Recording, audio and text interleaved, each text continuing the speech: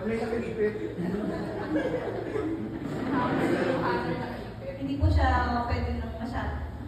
Nagpapasalamat talaga ako sa Panginoon. Binigyan niya ng strength ang aming asawa. Dialysis patient po siya.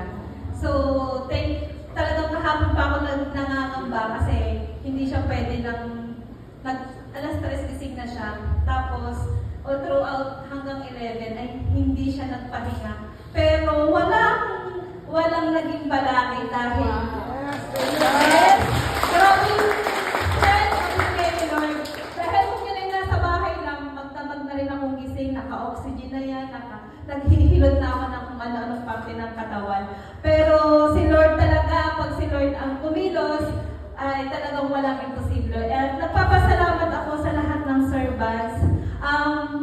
Kami pong mag-asawa dahil nga po sa aming kondisyon,